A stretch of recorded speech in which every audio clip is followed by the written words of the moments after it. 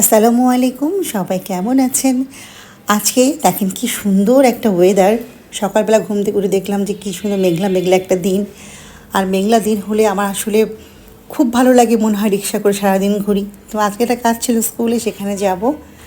তো যেহেতু স্কুলে যেতেই হবে, ভাবলাম রিক্সায় করে একটু যাই, তাহলে আমার রিক্সা ভ্রমণও করা হবে। আর আসলে আমার মেঘলা দিনে রিক্সায় করে ঘুরতে ভীষণ ভালো লাগে।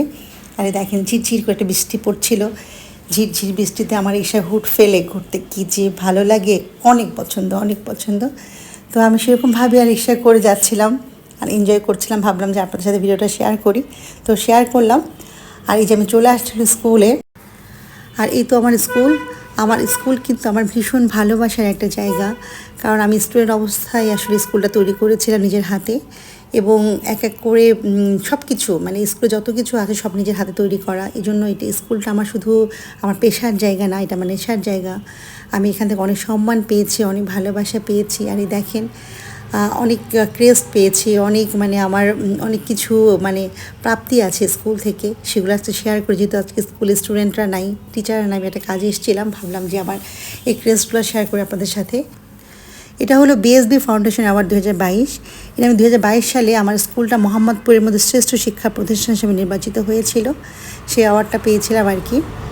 আমার স্কুলে অনেকগুলো অ্যাওয়ার্ড আছে, অনেক অ্যাচিভমেন্ট আছে আপনাদের সাথে শেয়ার করতে আমার ভালো লাগছে, শেয়ার করছি। তারপরে খুব অল্প সময়ের মধ্যে আমার স্কুলটা কিন্তু পরপর দুইবার আমার স্কুলটা এই পুরো মোহাম্মদপুর থানার মধ্যে বেস্ট স্কুল হিসাবে নির্বাচিত হয়েছিল। এই জন্য আমি দুইবার হলো বেস্ট স্কুল প্রিন্সিপাল অ্যাওয়ার্ডও পেয়েছিলাম, খুব ইয়াং এজে, যেটা আসলে অনেকে পায় না, আমি পেয়েছিলাম। তো এটা আমার জন্য অনেক সম্মানের একটা বিষয়। এরপর তখনকার যিনি মন্ত্রী ছিলেন জাহাঙ্গীর কবির নানক, ওনার মাধ্যমে কিন্তু আমি আমার স্কুলে শিক্ষাক্ষেত্রে বিশেষ অবদানের জন্য আমি বেস্ট স্কুল অ্যাওয়ার্ডও পেয়েছি এবং প্রিন্সিপাল অ্যাওয়ার্ডও পেয়েছি। এই হলো তার ক্রেস্ট।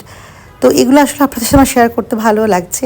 আসলে আমার স্কুলটা, আমার প্রফেশন সব কিছু কখনো এভাবে ডিটেলস শেয়ার করা হয়নি, তাই আজকে ভাবলাম একটু শেয়ার করি।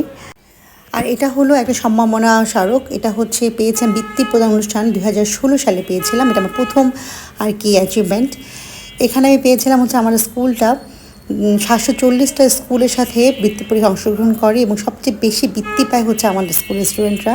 এই জন্য আমি আমার স্কুলেরটা সেরা স্কুল এবং বৃত্তিপ্রাপ্ত স্কুলদের মধ্যে বেস্ট স্কুল হিসেবে আমি স্বীকৃতি পাই, তার অ্যাওয়ার্ডও পেয়েছিলাম।